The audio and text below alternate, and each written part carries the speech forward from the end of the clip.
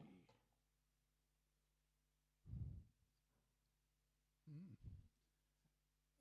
This, what do you usually do?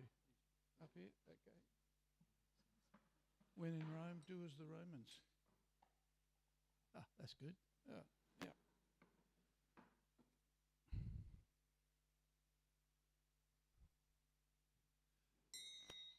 Jaya Radha Madhava Kunja Bihari.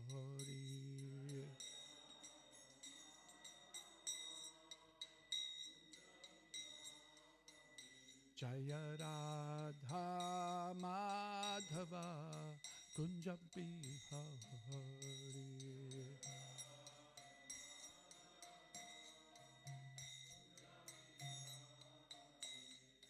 Gopi Jana Vallabha Girivardhari.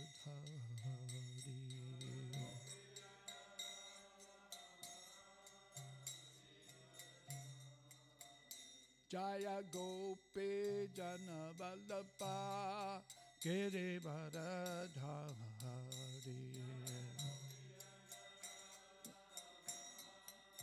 Girivardhari. Yasoda Nandana Praja Jana Ranjana.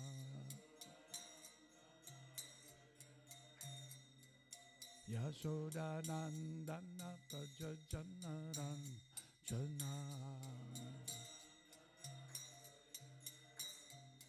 Jamuna Ravana Chari.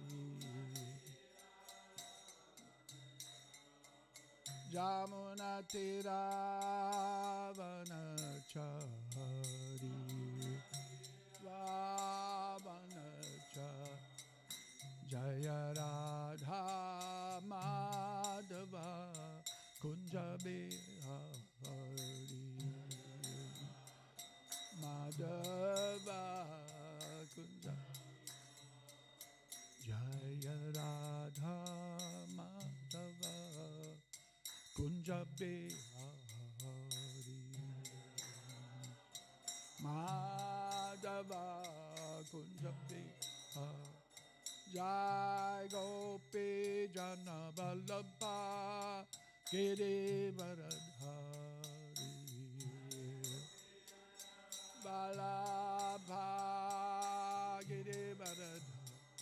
Jaya Gopi Jana Vallabha Girivardhari. Vallabha Girivardhari. Yasoda Nandana Braja Jana Ranjana.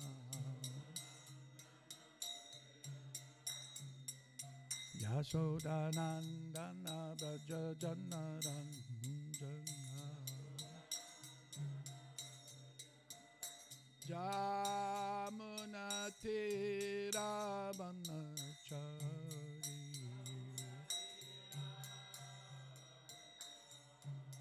Jamuna Tiravanachaari. Banacha.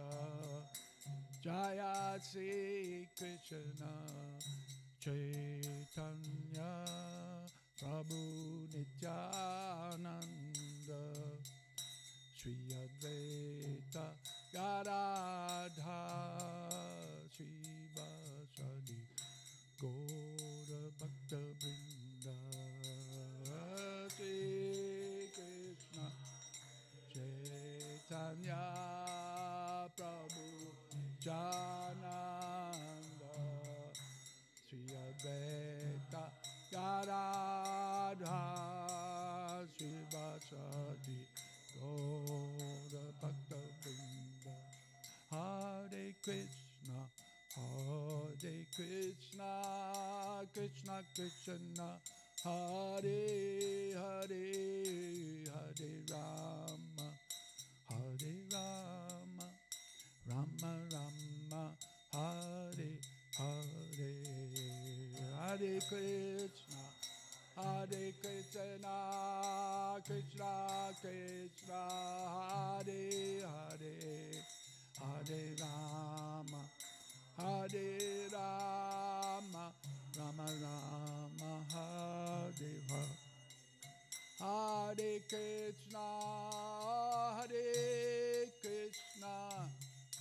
Krishna Krishna Hare Hare, Hare Rama, Hare Rama, Rama Rama, Hare Hare, Hare Krishna, Hare Krishna, Krishna Krishna, Hare Hare, Hare Rama, Hare Rama, Rama Rama,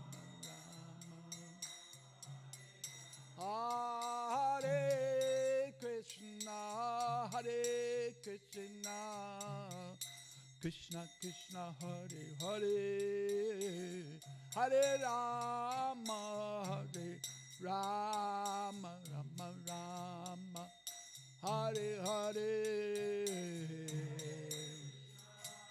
Hare Krishna, Krishna Krishna, Hare Hare, Hare Rama, Hare Rama, Rama Rama.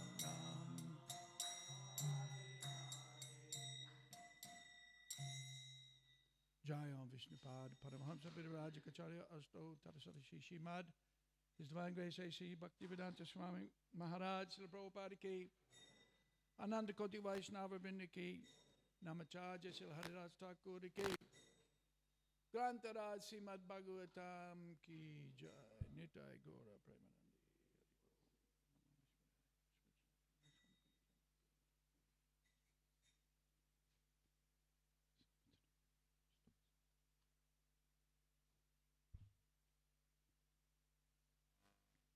Om Namo Bhagavate Vasudevaya.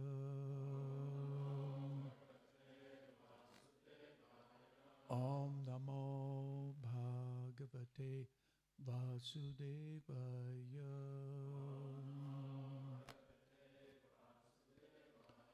Om Namo Bhagavate Vasudevaya.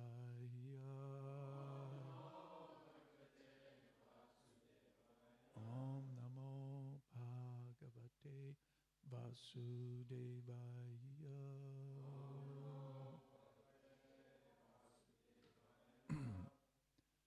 Today we're reading from Srimad Bhagavatam, Canto 3. What's Canto 3 about?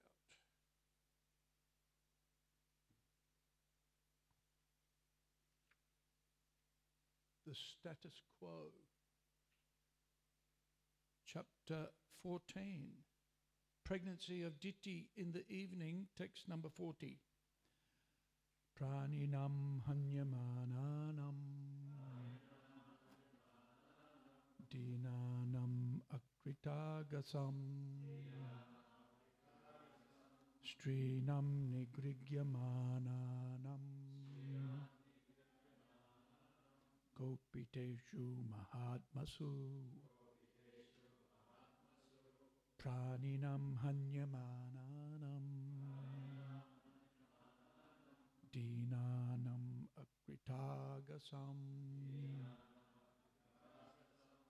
strinam nigrigyamananam gopiteshu mahatmasu praninam hanyamananam dinanam akritagasam strinam nigrihyamananam kopiteshu mahatmasu.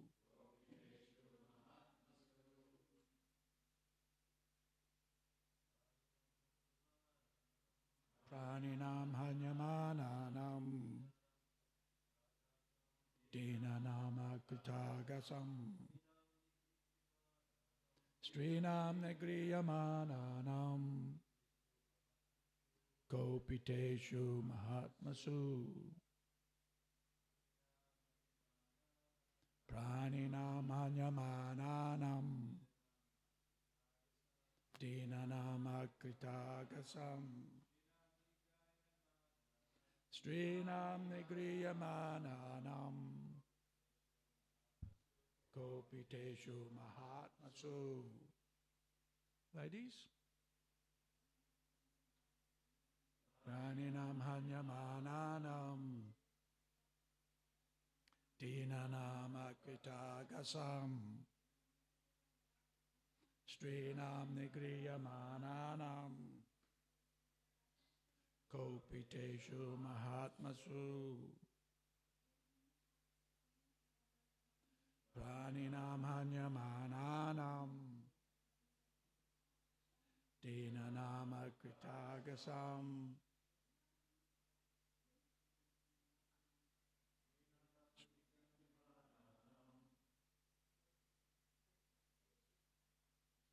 Kopiteshu Mahatmasu Praninam. When the living entities Hanyamananam being killed Dinanam of the poor Akrita Agasam of the faultless Strinam of the women Nigriyamananam being tortured Kopiteshu being enraged Mahatmasu when the great souls they will kill poor faultless entities, torture women and enrage the great souls. Purport. Demoniac activities are predominant when innocent, faultless living entities are killed. Women are tortured and the great souls engaged in Krishna consciousness are enraged.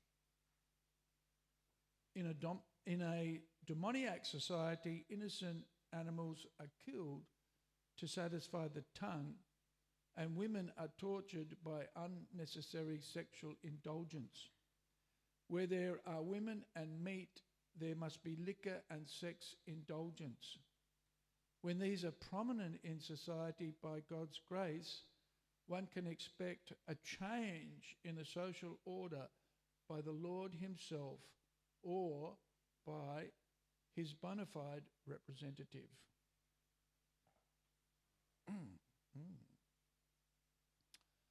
Om Jnana Timirandasya Jnananjana Salakaya Chakshurun Militam Jena Tasmaye Sri Guruve Namaha Sri Chaitanya Manobhistam Stapitam Jena Bhutale Swayam Rupa Kadamayam Dadati Svatantikam Mukam Karoti Vachalam Pangum Langhayate Girim Yat Kripa Tamaham Bande Sri Gurum Dinatarinam.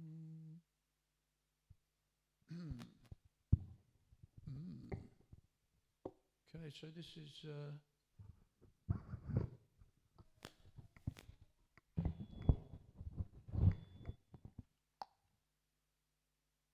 this verse is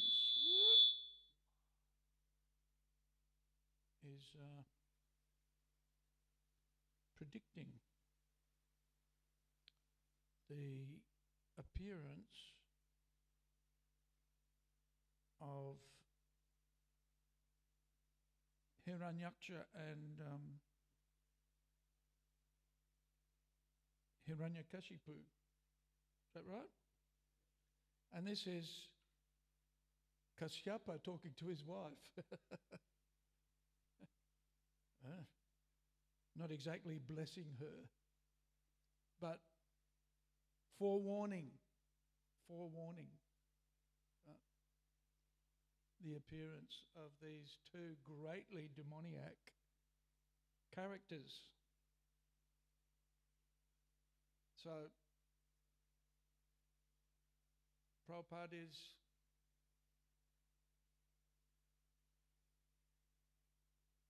expanding on this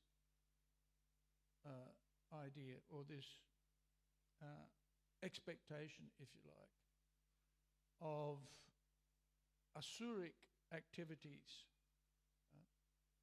And what have we got here? We've got Hanyamananam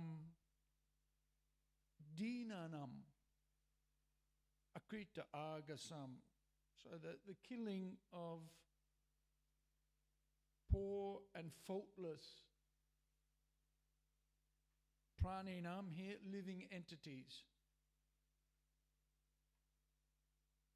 So Prabhupada refers here in this connection to the killing, the unnecessary slaughter of animals. Right? Innocent, faultless living entities are killed. And Prabhupada mentions in the next sentence, in a demoniac society, innocent animals are killed to satisfy the tongue. Does that sound familiar? Yeah. Are we enraged? Though. Interesting. And then what else? Here, women are tortured. So Prabhupada gives the definition, women are tortured by engagement in unnecessary sexual indulgence. Right? And the corollaries that come from that. And does that sound at all familiar?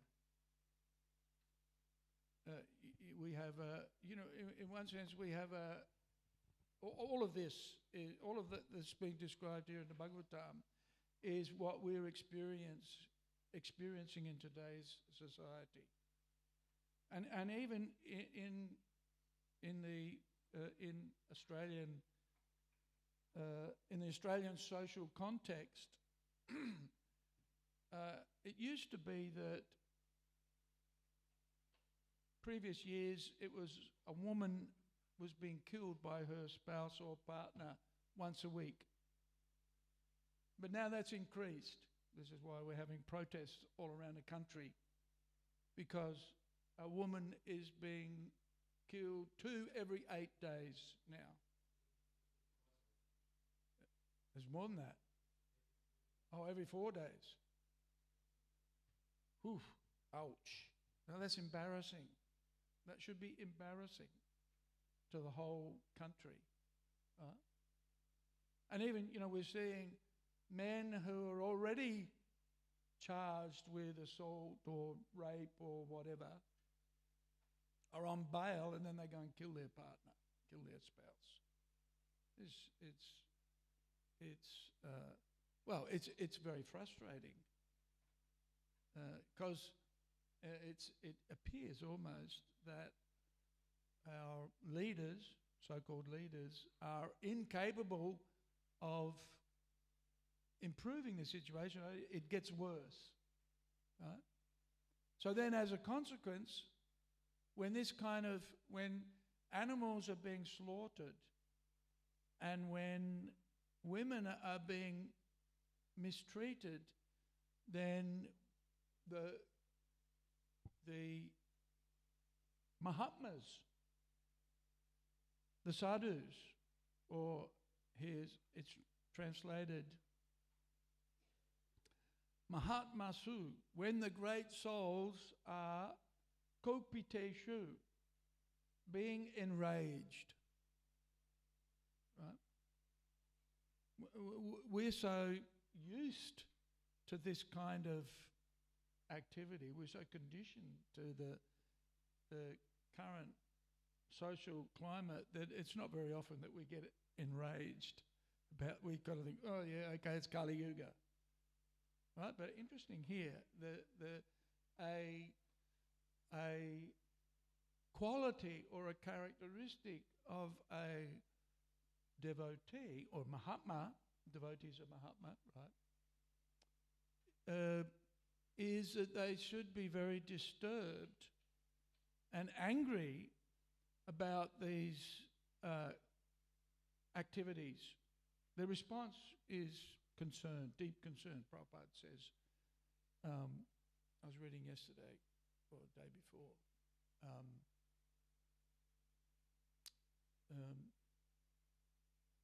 Prabhupada was complimenting one of his disciples whose concern was for the welfare of the devotees. This was just for the devotees, but Prabhupada makes the point that this is a mood, the nature of a devotee is feeling concern, compassion, coalescing with and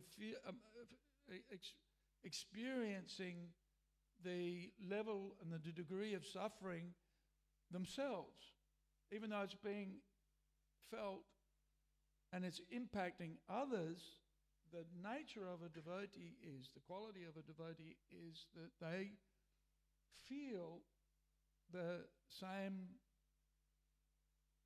experience as the conditioned souls. You know, we describe Ishvaraha Parama Krishna. Krishna is the supreme controller.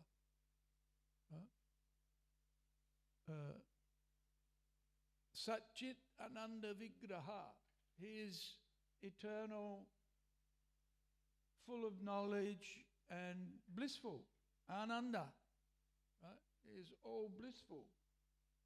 Yet, even the all blissful personality of Godhead feels pain, feels remorse, feels anxiety. Especially for, this is Lord Chaitanya's mood, especially for the conditioned souls who are suffering. Right? And so Lord Chaitanya was asking Haridas Thakur, how will we liberate all of these living entities caught up, especially in Kali Yuga? You know, Kali Yuga is an ocean of fault because of these activities are just commonplace. So much so that everybody's desensitized to the suffering that's going on. Women are being killed, the animals are being killed, and, well, maybe, possibly, the Australian population has woken up to the fact that, it's a bit too much. Right?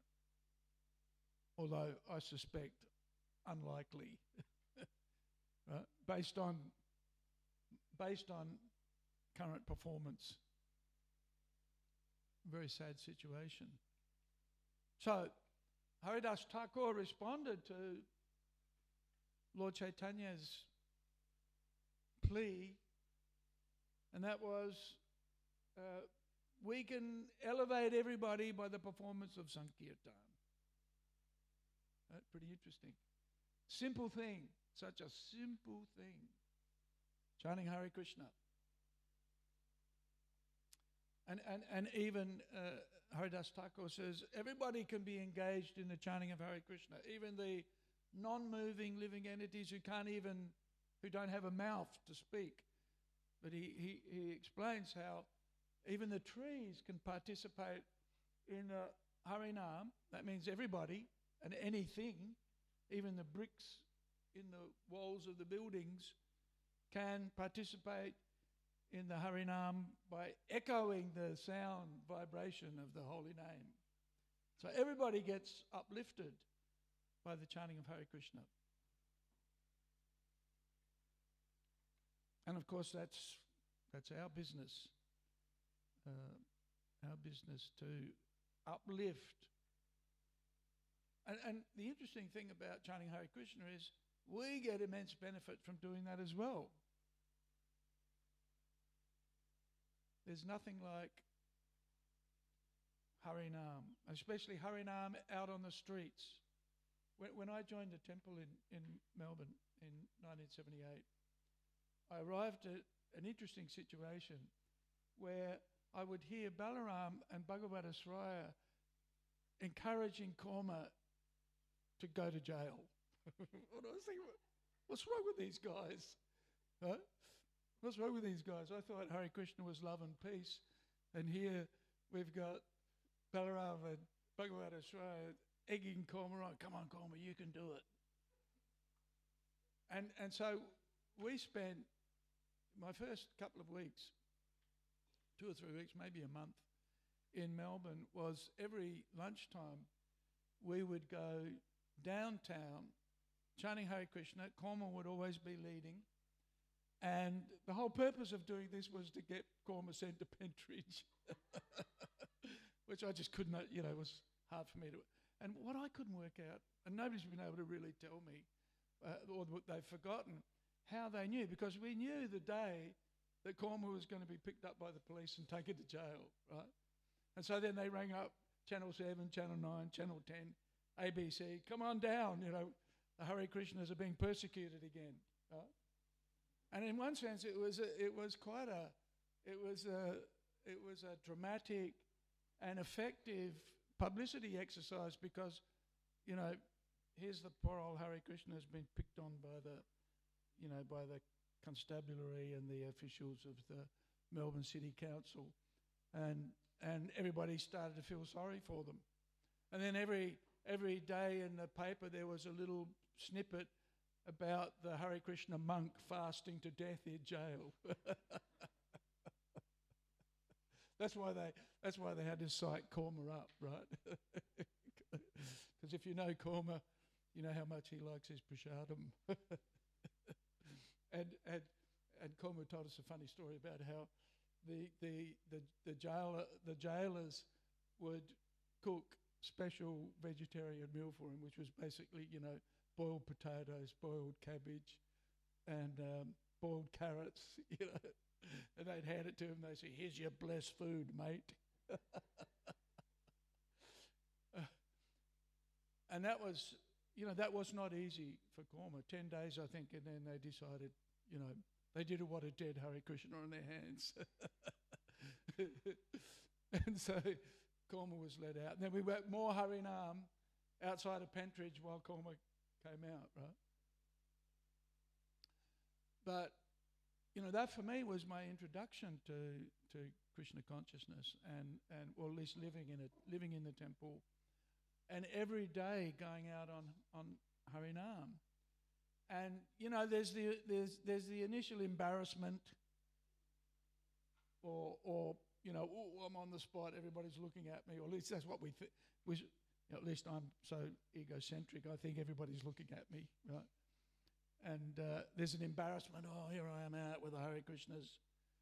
But what I learned from that experience was, and of course many Harinam parties later, the activity of chanting Hare Krishna completely transcends the environment or the situation or the city and the time and the place that one's physically situated in.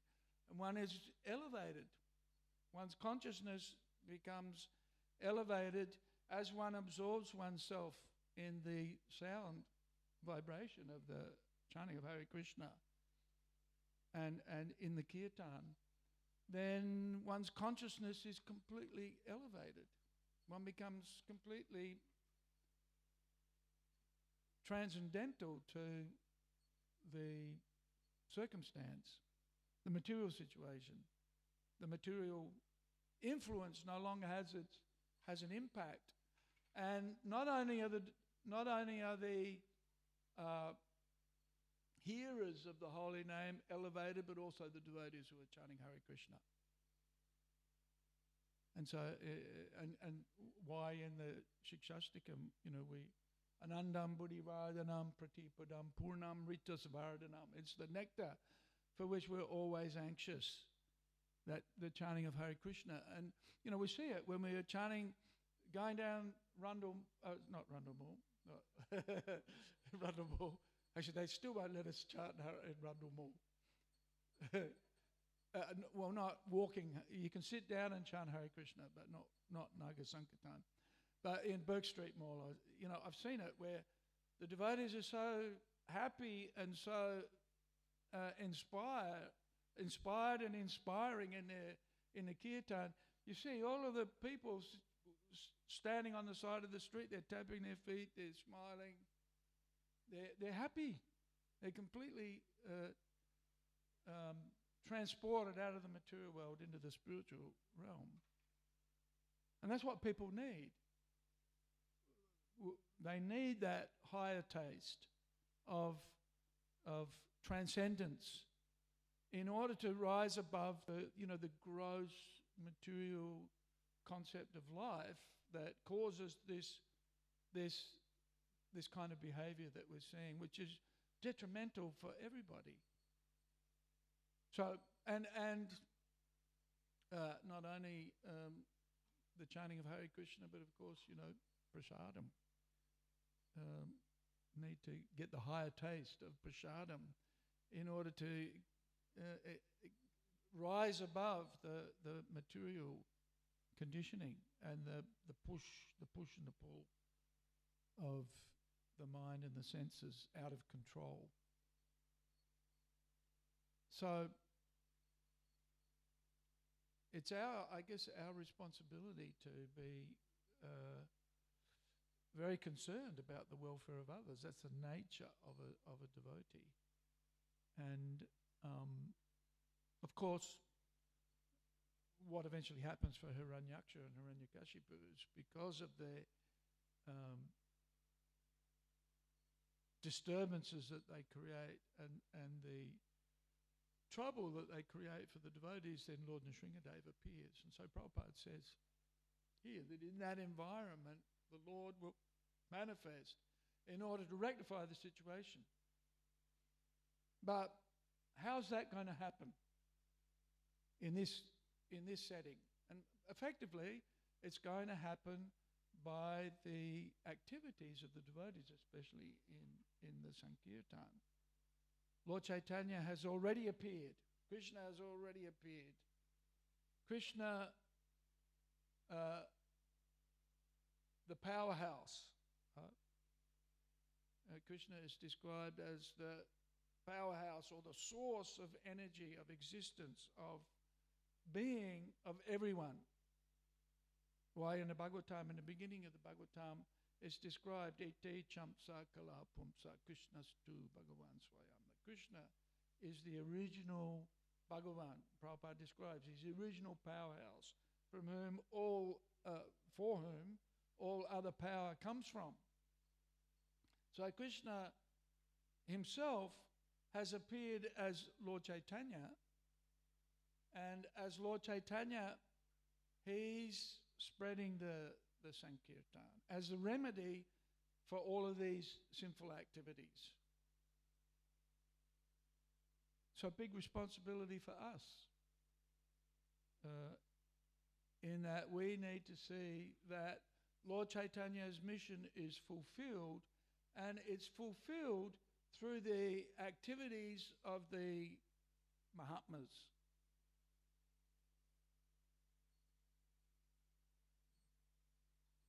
And of course, we're aspiring to be Mahatmas. At least that's the impression that I got when I first met the devotees. Oh, these are very saintly people. Although I did scratch my head on occasion. I did wonder on occasion. There was one time, there'd be the 7 o'clock arti in the Adelaide Temple, right?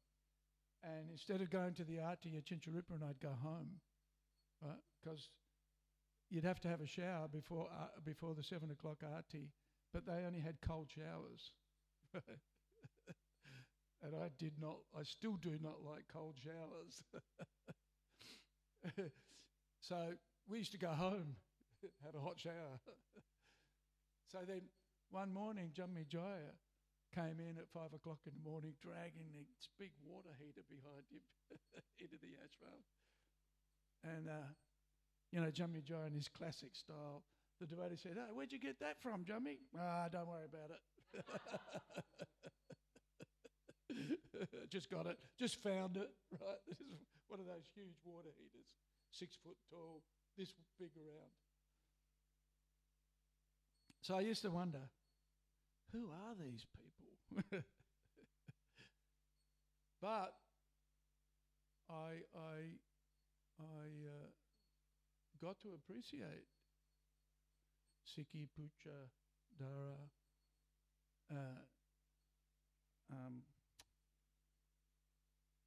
Siki Pichadara, yeah. And who's, slips me now.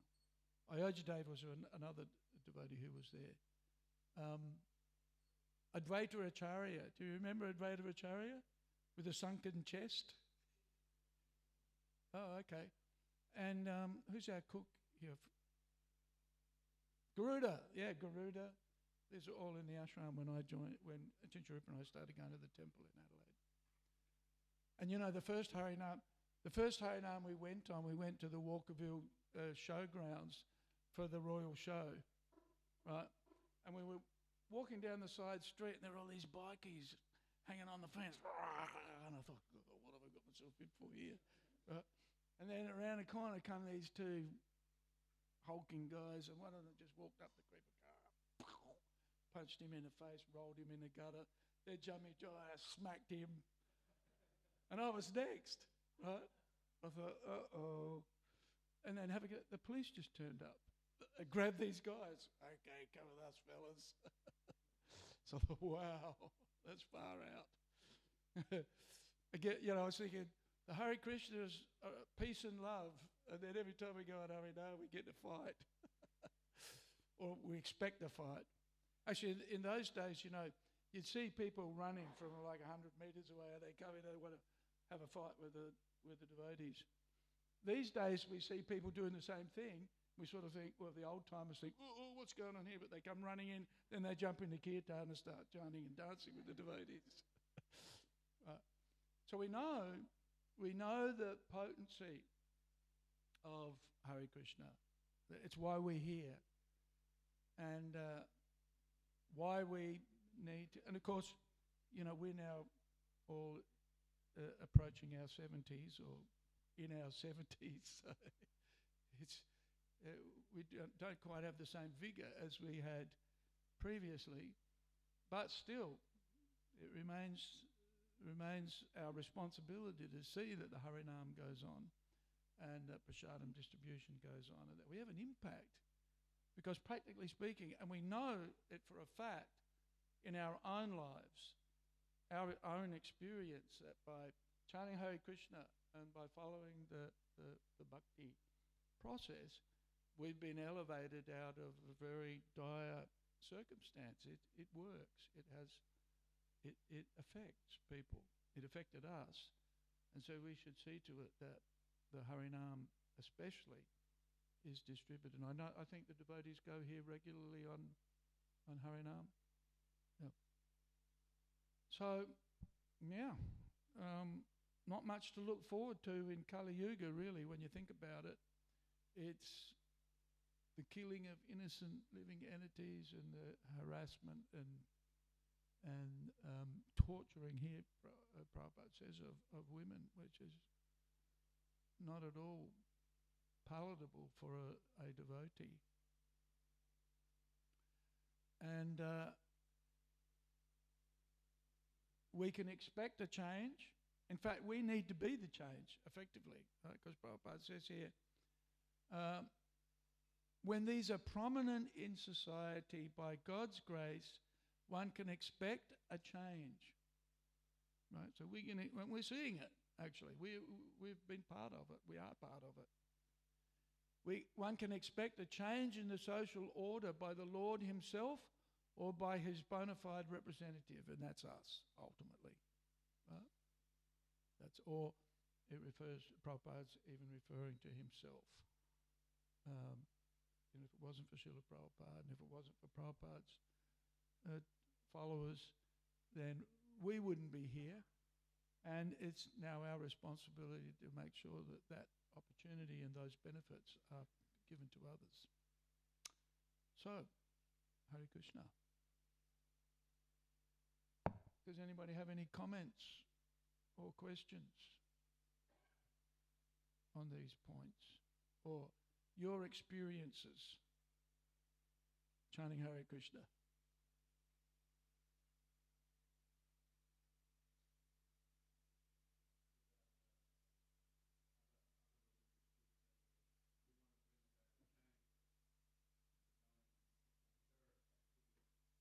Woo.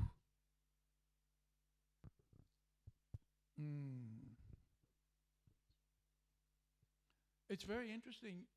When Prabhupada was talking to Christians, for example, he would always quote the 10th commandment, thou shalt not kill. Right? And we know that's a tenet of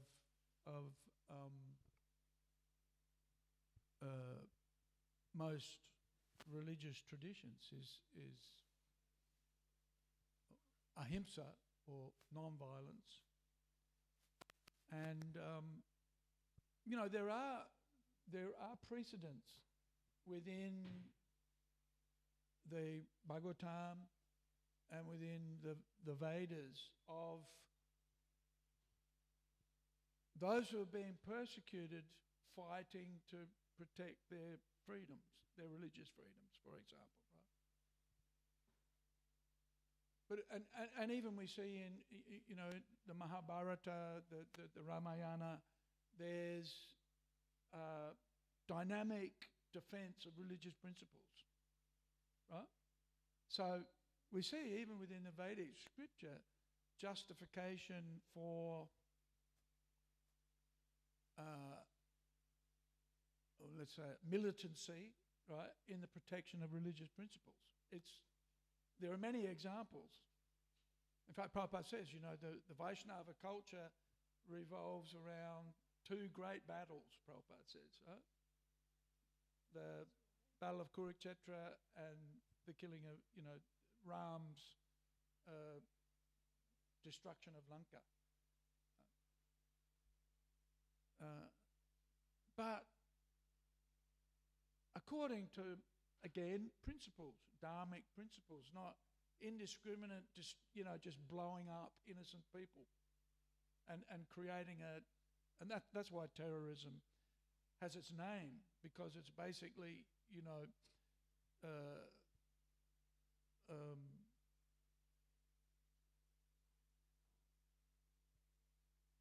destroying, terrorizing,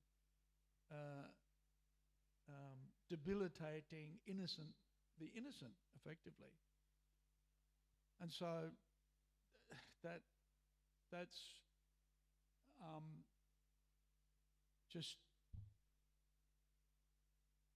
antithetical to what religion is supposed to be. It's supposed to be for the protection of the citizens, for the upliftment of people, and it's not meant for the terrorization of others. So it's just contradictory. It's so conflicting, the principles of Dharma as we understand it. Right?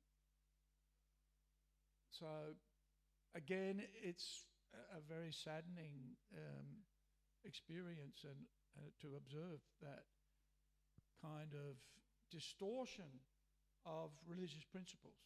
Because we know, yes, violence can be used, or aggression can be used to protect religious principles, but then it's within the context where we've got, in the case of the Mahabharata, we've got the Battle of Kurukshetra being fought in a place where the innocent are not going to be impacted. And even within the fight between the Ravana and his army and that of the Lord Ram and the monkeys, it's fought on religious principles, at least that's how it's presented. And so it's a world of difference, to setting off a bomb in somebody's backyard. Right? Yeah, so I wouldn't like to get into an argument with anybody over that, by the way. Or certainly not with the... Those occurrences you mentioned, they were in former ages. Yes. Whereas in this age, the incarnation, of course, is Lord Chaitanya, who has come and he said, I'll kill the demoniac mentality, not kill the people. Yes, yeah, that's right. Kill the demoniac mentality by spreading this chanting, as you Otherwise, spoke about. acts of terrorism like that just generate more acts of terrorism, effectively. Doesn't solve any problem. Not very practical, really. Yeah, and that's a good point, that the Lord Chaitanya, his weapons are his beauty. One of his weapons is his beauty, his attractiveness, and his associates who are also beautiful and attractive, and a holy name. Whenever I'd go downtown in Adelaide, I'd hear that, then I knew, oh, it's the Hare Krishnas. I already knew the mantra, and so I was very, on the one hand, bald heads and saffron robes, I think, oh gosh, what's that?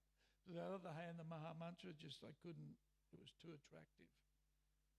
So that's destroys that kind of mentality, yes.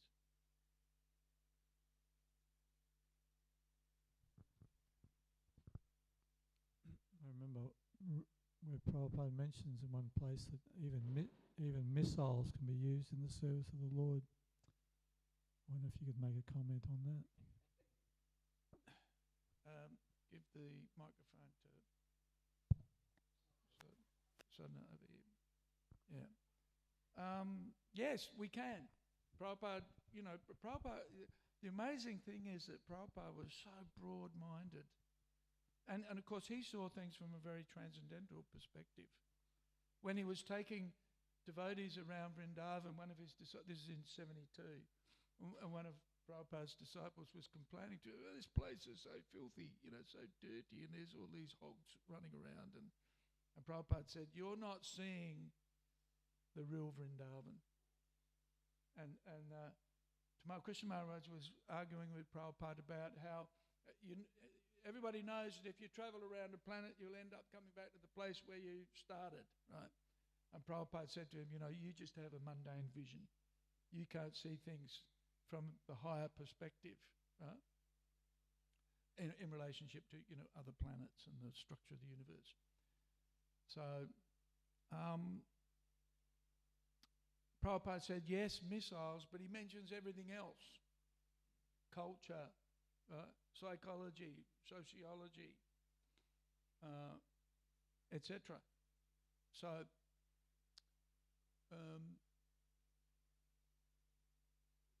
I'm not sure whether the members of the Hare Krishna movement should be given missiles at this stage to protect religiosity, but it certainly can, in principle, can be used. And so Prabhupada's pointing that out to us. Everything can be engaged in Krishna's service according to time, place and circumstance. Hare Krishna. Anirudha Prabhu, I just want to thank you for your enthusiasm. I really appreciate that. My question is, it's always best to work in home to make things better at home. And a hot topic in ISKCON at the moment is child abuse. And it's gone worldwide, publicly, and many mishaps that innocent children have not been protected. You in management may have an understanding and be able to share something on that topic with us, please.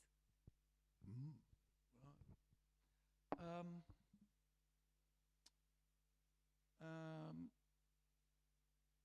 Thanks for the encouragement. I think child abuse is really something that does begin at home very often. It's a community responsibility. Especially in Melbourne, we have 35 Bhakti Vriksha groups meeting. That's between 50 and 100 adults attending. And my observation is, for every maybe one or two couples in a group don't have children. Most of them are double income parents or family with 2 kids, right? So for each Bhakti Vriksha meeting, there are always 2 devotees whose service it is to look after the kids, right? So, in order to avoid those disasters, we need to act now. And that's why our local child protection team is super important. But not only for the child protection team, but also for the parents. Because what the parents do, at least in Melbourne, is they come to the temple and then let the kids run amok, right? So it's our responsibility when we come together, and of course we're now grandparents, I suppose, or close to it, right? Or at least our friends' grandparents. It's our responsibility to see that we have proper engagements for the children. And it's not fair to expect that the manager's got to do that, right? Because really the responsibility of looking after the kids is the parents, right? Now, that doesn't mean the manager's just, okay, over to you guys, right? But rather we should create the structures, create the training and education. And this is the key, as in my, just from my understanding of things. We need to educate ourselves. We need to educate the parents. We need to educate ourselves as leaders. And we're all leaders. In ISKCON, we all aspire to leadership, so that we have a safe community for our kids. And, when I joined the temple, when we joined,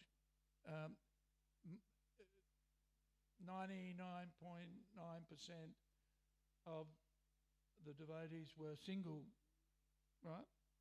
Now we've got a situation where 99.9% of the community is all householders and hundreds of kids, right? And, in the early days of it, or in the 70s and the 80s, it was children should be seen and not heard, right?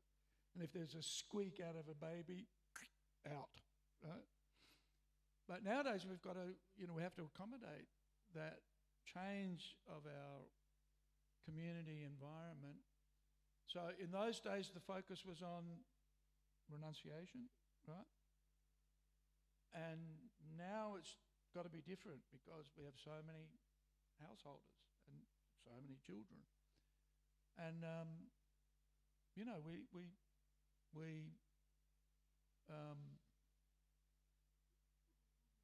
we need to look after them. So it's not just a manager's responsibility, it's everybody's responsibility, ultimately, I would suggest. And we've got those structures, we've got devotees. If you feel inclined, go and see your child protection team person and say, how can I help?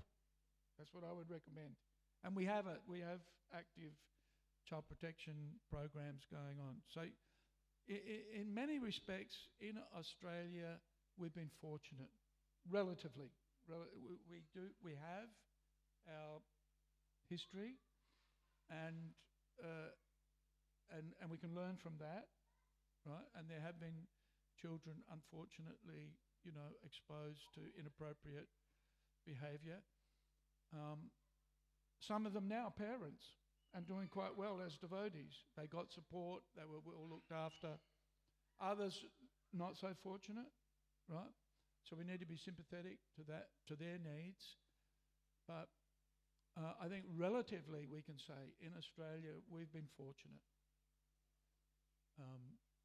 Our schools, or the school here in Murwillumbah, when it started in Australia, you had to have registered teachers.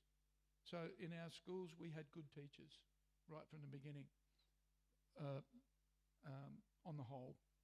And so didn't have that kind of situation as was experienced in India and experienced in other places around the world.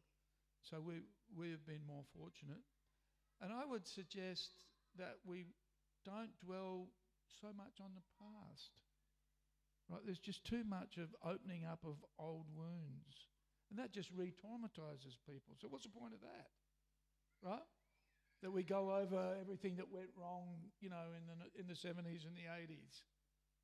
Or less so in the 90s. So I would say, look to the positives, put your hand up and do something now, either to educate people in what to do, not, this happened or that happened, or, right? But rather, okay, what can we do as a community to protect our kids? What kind of educational programs? What kind of activities? I see it in Melbourne. We've got 3 soccer teams, right? All made up of Hare Krishna kids, right? And they're part of local teams, right? And the locals have a laugh when the Hare Krishna kids play the Jewish kids, right? The Hare Krishna kids got their tilak on, the Jewish kids got their caps on, right? And people like it. They appreciate the